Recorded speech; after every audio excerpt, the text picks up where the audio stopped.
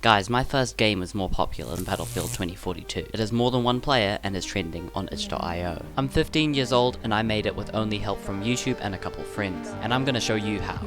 Step 1. Learning.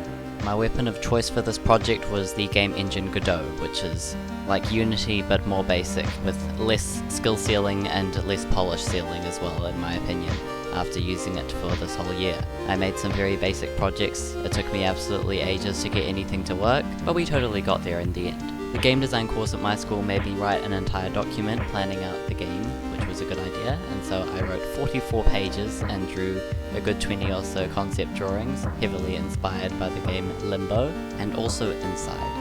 I made a to-do list, which you can see me scrolling through now, having completed everything that I ever put on the to-do list. It was a massive project for sure. It took around 700 hours to create this game in total, I'd say, throughout the 7 or so months of creation. Came up with some basic concept art, which got more and more refined to a certain stage and blocked out some stuff. I used the art application creator to create the first sprites for my game, and I kept on using it throughout the project because it allowed me to create pretty nicely polished black and white 2D art without too much trouble.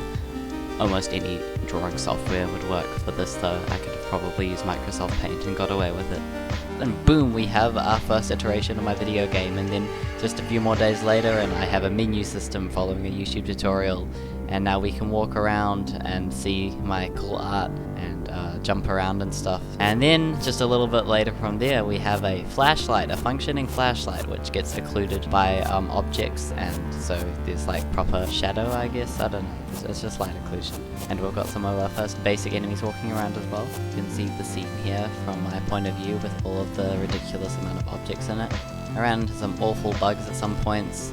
Sometimes the collisions would randomly stop working, or like, I don't know, some stuff would get weirdly rotated or transformed and cause everything to break, which was awful, and I had to remake my entire level 1 at one point, but that's alright. We moved past it, we learnt.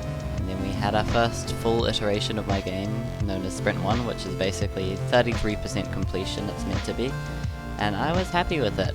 And people saw promise in it, but they weren't exactly happy with it either, because you could literally waltz through the level in 15 seconds. And also, the jumping was really buggy, and the gameplay was not engaging for most players, because it was really just a very janky platformer at its heart, and did not deliver on any promise of puzzle aspects or story aspects. I had to completely rework the function of jumping in my game. The slope surfaces and hills in my level caused the usual jumping method of checking whether you're on the floor inside Godot to not function properly, because it's looking for a flat surface or a upwards facing normal if you want to get more technical. So I instead used a system where it would check how many collision boxes are underneath you, which would essentially give the okay to jump as long as the floor was directly underneath the player in contact with the player's collision box. As per usual, I wrote an entire essay on how I was going to improve the game before moving on to work on Sprint 2.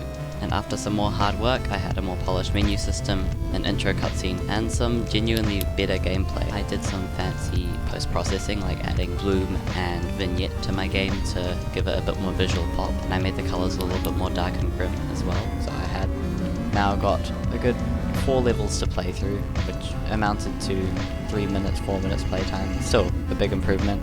And then after a lot more development and a lot more consideration and taking on feedback, Sprint 3, we have the final release. I was very happy with the release overall, because it somehow got very popular on the new and trending games in the horror genre on itch.io. So it was fun to get a lot of exterior feedback from people outside of school who are like mainly small YouTubers and just random players on itch. It was cool to see their pretty harsh but unique perspectives on my game, and how I could potentially improve it even more, so I'll know even more for next time what to do. This was an incredibly fun project. If you want more details and want me to go in depth, you can ask about it in the comments, but I'm sure nobody's way too interested. Just wanted to make this video in case it mildly intrigued or inspired anybody.